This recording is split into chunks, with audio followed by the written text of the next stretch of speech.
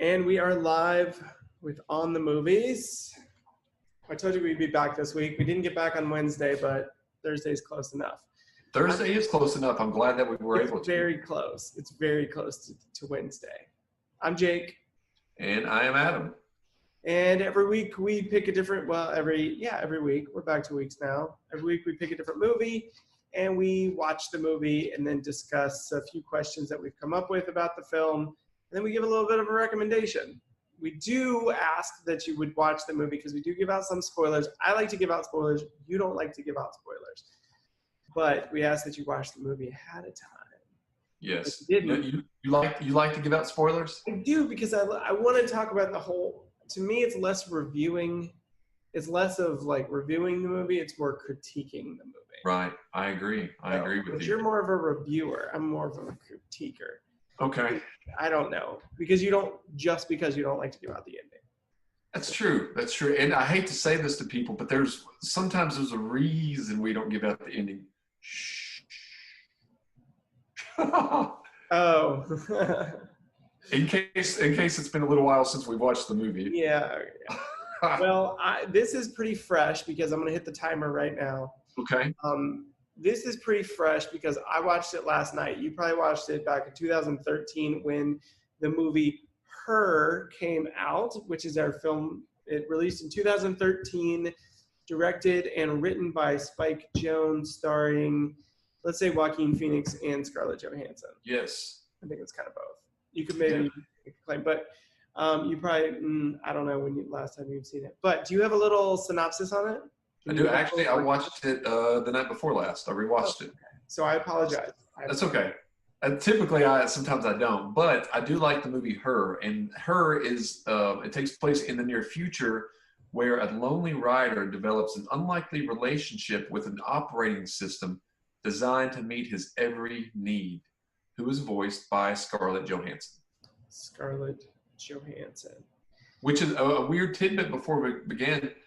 Samantha Mathis or Mombus, one of the two, I can't remember her last name. She recorded the entire dialogue as Samantha, and then the movie was done, and then Spike Jonze went back and thought it didn't work and re-recorded with Scarlett Johansson. Oh. So when Joaquin Phoenix is acting, he's acting and listening, I think, to the voice of someone different than Scarlett Johansson, which I found pretty interesting.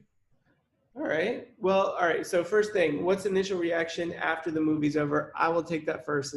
Had you seen it before? I'd seen it before, yeah. I'd never seen it before. It was always on my list, but I'd never seen it before. Initial reaction, didn't like it. Really? Did not like it. Wow, okay. I thought it was painstakingly long. Okay. I thought it was painstakingly quiet. And I felt satisfied at the end. Like, it wasn't one of those where I was, like, pissed that it was over. Right. But I was like, it wasn't what the hype was, in my opinion. Because there was so much hype going into this movie. And I remember just, like, everyone saying that, oh, it's a masterpiece. Like, it's a visual masterpiece. Okay, yes. It was visually, okay. I'll say it was really well done, but I didn't like it. Okay. Just didn't like it. No. So you didn't like it. So out of 4 stars, how many would you give it? 2. Okay. 2. It was really pretty. They did all the elements correct. It just was like I felt like I was just being dragged. Okay. Through the whole movie. Yes. So what about you? That surprises me, but I'm glad it was a movie that we differ on because we've not had that many movies that we differ on. I agree with you that it's long. Yeah. And it's a long movie that you can tell is long. It feels long. Yeah. And that's my biggest qualm about it. As far as other than Joaquin Phoenix's mustache, I didn't care for the mustache. I didn't mind the mustache. I thought it was. I guess the reason I don't is I'm not really big into mustaches now. since some things went on. Oh, yeah. But other than that, because it's I not have the same no time, ill will towards mustaches. mustaches. Um, I gotta be honest, I enjoyed it when I first saw it. Now, it wasn't as good. I don't want to say good, the word. I didn't enjoy it as much the second time. I felt how long it was this second time more so. Well, actually, this is the third time I've watched it, but the second recently, because I watched it not recent, but about a year ago, and then I watched it the day before yesterday. It left me sad. Yeah. It left me sad. I find it. I don't know. I like the elements as far as like the set. It was set in a futuristic, but it was set in like a realistic. Yeah, it was future. like, it almost felt like, I was thinking about that. I was like, are these people alive now? Right. That's what I was thinking. Are they babies? Right. Maybe. And I do agree with you. It's a very, very quiet movie. And if you don't listen when Joaquin Phoenix is talking some of the time, it could seem like he mumbles some. Yeah, definitely. But my first reaction after seeing it, I did enjoy it, but I was left a little saddened. Okay. All right. That was a good segment. All right. So Some this people one were asking me what movie. So we're watching the movie Her. Her. Is what we're watching. And Lily Williams, thank you for allowing us to be part of the King Network TV family. He said, hope all is well from the family. So that's very cool. Let's go. All right. So the second question: what's one thing you think you would change about the movie? You take this one first. I would change. There's a part where Joaquin Phoenix he calls up maybe like a sex hotline. Oh yeah, towards the beginning. Yeah, near the beginning. It's like 10 or 15 minutes in. I understand what they were trying to do. And I was in the theater with a couple of other people, and they did laugh at the scene. And I see the comedic nature, but that scene just made me feel uncomfortable. Yeah. And I didn't care for it. But it also was foreshadowing a scene that happens later in the movie. So I guess it is necessary. But if it were up to me, I would come up with a different way. And as always, shorten the movie. Yeah. Yeah, it definitely felt like a setup. I knew they were setting up something, and then they ended off later with what's her name? Samantha? Samantha, yeah. So what would I do differently? Yeah. So here's where I kind of going back and forth. My initial thought, I was thinking about this going into this, and I'm like, I would shorten it. Definitely shorten it because there's too much dead air. Hey, Aaron. But I think for this movie to work, you have to have dead air because it's such a dead air movie. Yeah. So that's why I think it's important. So I think by shortening it, I wouldn't want to I want to keep the pacing same. Just kind of chop out some scenes that just kind of were like, just get rid of that scene. Yeah. Because it wouldn't pick up the speed of the movie. What it would do is it would just shorten it. Yeah. So that's where I was like going back and forth. I was like, but would I edit stuff out? No, I don't think I would edit scenes. Right. I don't think I would edit within scenes. I think I would just take giant chunks out of the movie and do it that way. I would take out some of the vulgarity too. With that little game that he plays where he's like walking with the game, that little thing. It's funny that it cusses a lot and it cusses him out. Was it really necessary? I don't know. Maybe it was. I think it still would have been a decent scene had that been cut out. Not that big of an issue, but it could have. Little scenes like that could have helped perhaps tone down the rating. It's a rated R movie. But there's some scenes later on in the movie that would probably make it be rated R anyway. Yeah, you would have to make a lot of adjustments to make it not rated R. Especially the thing that we were just talking about. Yeah, that's true. That's true. That scene I thought was a bit, well, here's the thing. All right, so here's what I didn't understand about this movie going into it is it was playing on the difference between, or it was playing on this he needs the emotional side of the relationship, which is what he struggles with, but in his mind he kind of feels like he wants the sexual side of the relationship. And that's where I feel like that's what I was not ready for. I didn't realize that that's kind of where they were going. Not that it really like shocked me that much, Right. but I just didn't know there was going to be that much focus on that. And that's where I was like, I really like, I don't know. I think they could have, I wasn't ready. I wasn't ready for the movie the way and then, so another thing that I kind of like, spoiler, okay, Spoiler spoiler. alert! Spoiler I alert! don't want to say spoiler, but it's like in the first 10 minutes, you know, who he's going to end up with. Yeah.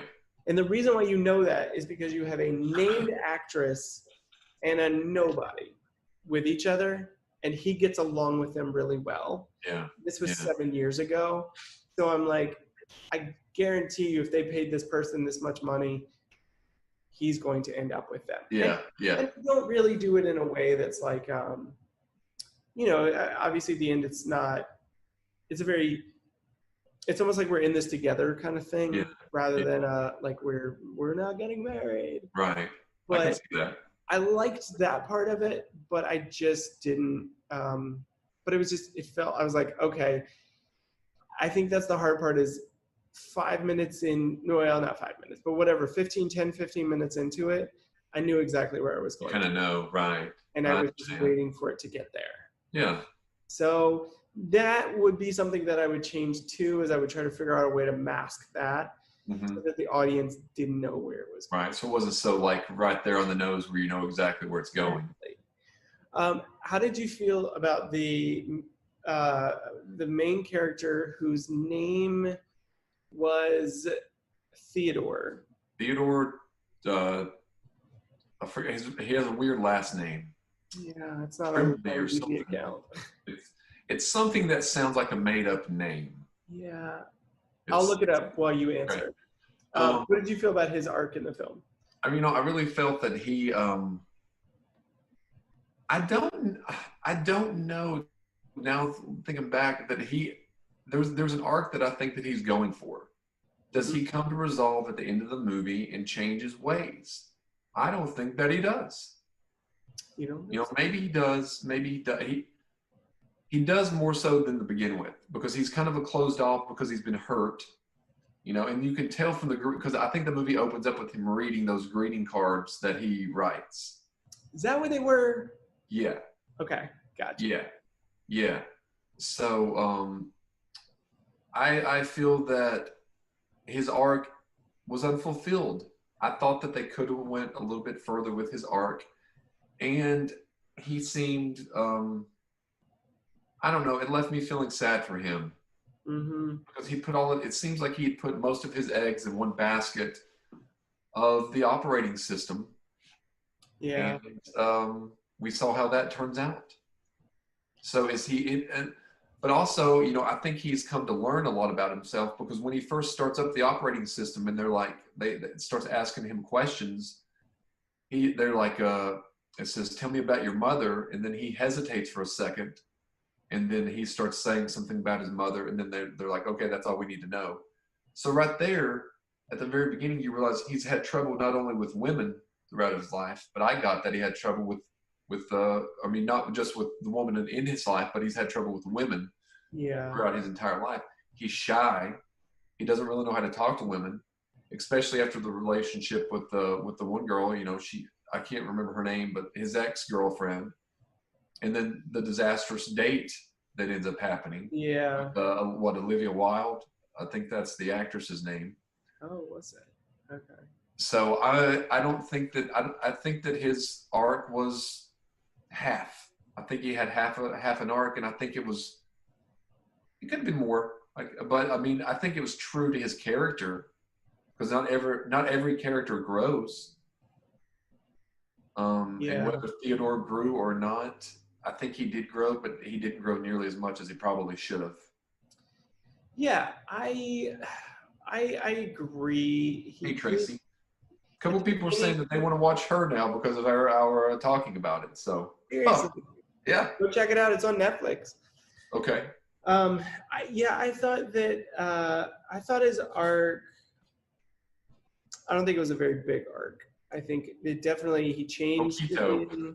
Yeah, because it's like he's got this really good dialogue with Amy, who's played by Amy Adams. Yep. He's got this really good, really fun, good dialogue with her at the beginning. And he's got it at the end. But in the middle, it kind of vanishes in a way, doesn't it? Kind of vanishes, but it's like if you take the beginning and take the end and look at the difference between the two, he's disclosed a lot about himself to her early on, and he disclosed a lot about himself to her at the end. So did he change that much? All right, so here's where you can kind of say that he did change, is that he was putting a lot of he was relying a lot on, I don't know. It's a tough one. Yeah, because it's a tough arc, because he did change, but did he change? Like, if you saw him and you met him or were hanging out with him, would you know that he had changed? Like, if you went a long period of time, would you be like, oh, wow, he's a completely different person? He's changed? Or is he the same kind of a sad sack that he was before? Except now he doesn't like, he knows that it's not about his OS. It's about real people. Yeah. But at the beginning, it's about real people. He's afraid to get hurt by people at the beginning, and then at the end, it's still people. Yeah. That is one issue that I do have with Spike Jonze. I've only seen 2 of his movies now. What, Malkovich and then this one? No, I saw Where the Wild Things Are. Oh, yeah, yeah. And again, I thought it was visually stunning. I liked the characters a lot, but at the same time, I don't feel like anything happened in the movie. By the end of the movie, I'm like, I feel like we went on a journey and we ended up back where we started from. A journey of nothing, not even a journey of self-discovery, just a journey like around the backyard. Yeah, we just did a circle. Like, I had such high expectations for Where the Wild Things Are, and I loved the characters, but they didn't do anything.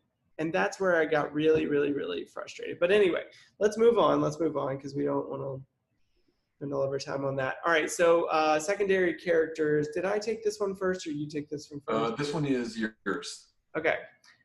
First of all, I'm looking at the I'm going to look at the IMDb while we're talking. Yeah, all right. So Kristen Wiig does the voice of Sexy Kitten in this movie. Oh, yeah.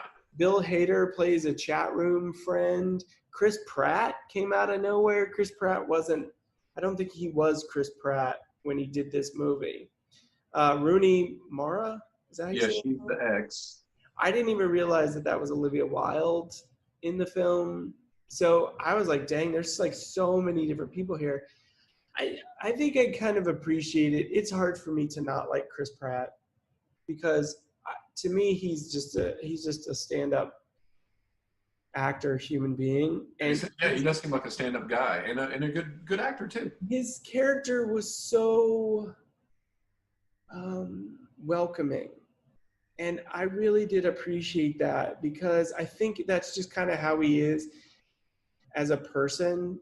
But I thought he did that really well in this film, especially when they go double dating. Yeah.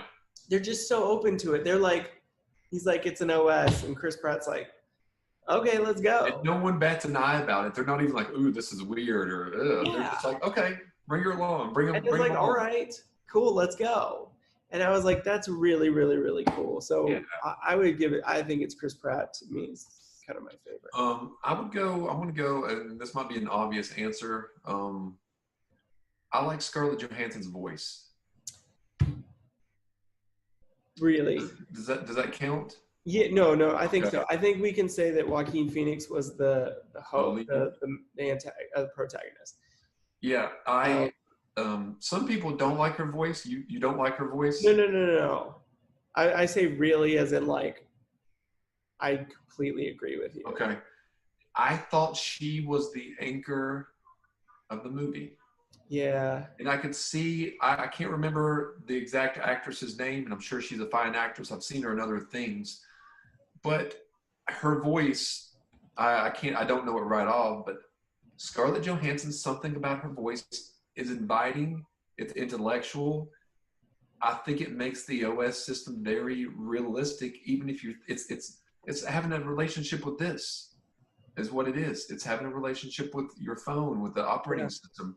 But somehow she was able to make Samantha real, to me anyway, and made it plausible. that he would want to go out on this date with her. Plus, look how quickly she's learning. One of the first things he says, how did you come up with that name? And she's her name. She said, well, I went through all the names. She names how many names there are, 3 billion names or whatever. And she said, I like the way Samantha sounded. And she did it in half a second. Yeah. So obviously it's a movie, but within the constraints of the movie, I thought she was the anchor, and I thought that she was the reason that I felt sad for Theodore because of her decision.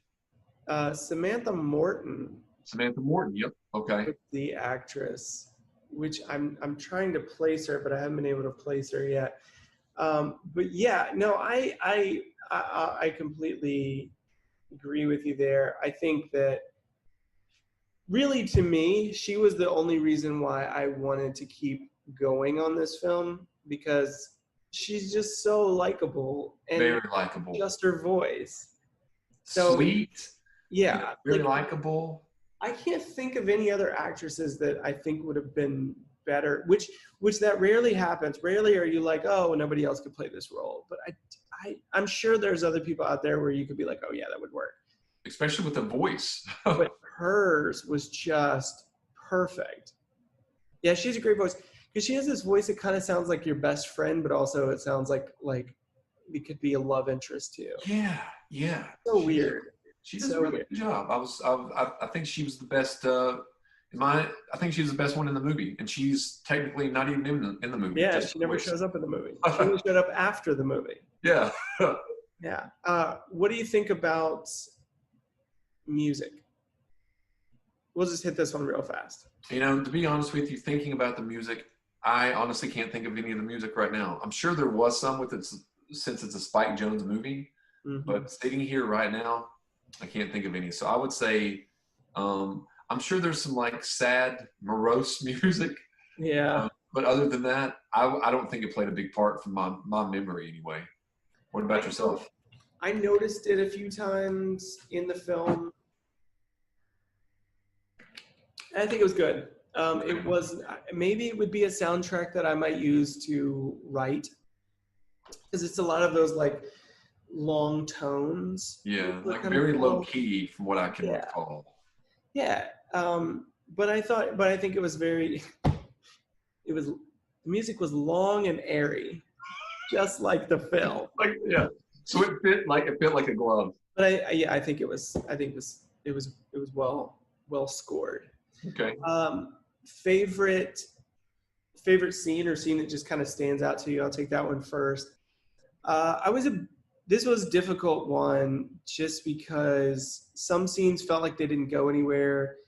Other scenes, like the one that we were talking about earlier, went many places. Yes. Like when he does the date, and then when he does the phone sex scene, and then when the girl comes over that doesn't talk, which that scene kind of weirded me out a little bit. Yeah, that was weird. She didn't talk. It was just kind of weird until afterwards.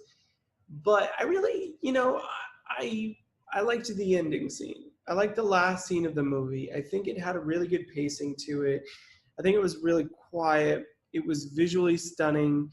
And then that last little gesture, I won't spoil it, but that last little gesture right before we faded to black, I thought was that's sweet.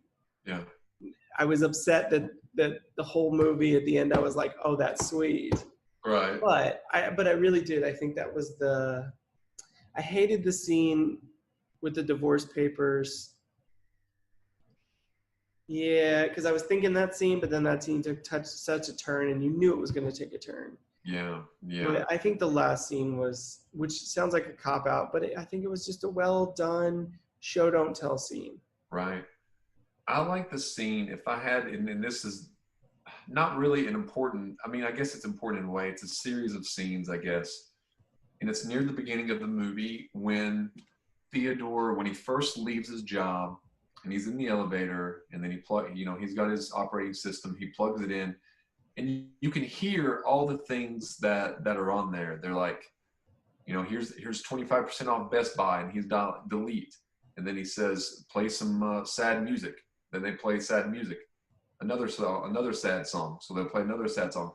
So it's kind of setting up that it's this future, but it's just like we were talking about earlier. How much in the future is this? And if you notice their fashion, he has on kind of high-waisted pants a little bit. I found that a little bit interesting. And he leads into, I found his interaction with his neighbors pretty interesting. Like Amy Adams and the other guy. The other guy. When they're talking about the documentary. Oh yeah. And I found that pretty revealing about his friendships. And then one line that Amy Adams says, he says something about Joaquin Phoenix says something, or Theodore says something about what he's going to do in the afternoon. And Amy Adams says, that would be funny if that weren't so true. Yeah. Oh, because he said he was gonna look up porn and play video games. Play that game, and just from saying that's what he's going to do, because the previous scene, he had been talking to that lady and had been playing that little video game. Yep. So I thought that was a nice little. I mean, not one particular scene, but it kind of foreshadowed that this is his life. He goes to work, he looks up the porn, and then he plays his game. So not really a scene, I guess, but a series of little scenes that kind of show his life. I found that kind of cool. Yeah. Final thoughts. I want to hear your final thoughts first, and then I'll wrap up. My final thoughts, I did have a big poster of the movie Her. So every time that I would go into my room, it would be Joaquin Phoenix's face looking. With the mustache. Yeah, with the mustache. So I liked it enough at the time to have that poster up. Yeah. Now that's been a couple of years ago. Shelley and I went to see that when it came out in the movie theater. And that was a movie that I was actually looking forward to seeing. I wasn't disappointed at the time, and I wouldn't say that I'm disappointed now, but I do agree with you. It's a different kind of, quote, romance movie, and I don't think it's for the mass audience. I don't. Yeah. Now Hannah suggested that this past weekend. She said that's a movie that she enjoys. So I like to try to incorporate some outside people, but I'm really surprised that in a way that you didn't care for it. But I would have to say, for me personally, it's not for everyone. But if you read the back of the DVD or read the synopsis and you're interested, give it a shot, and you might like it, and you might want to turn it off after the first act. So to each of their own. What about yourself? So it was made for $23 million, and worldwide it made 48. So it paid for itself. It was a modest success, I guess. Yeah. I doubt I'll watch it again. I think the poster, I think the visuals were stunning. I think that part was really well done.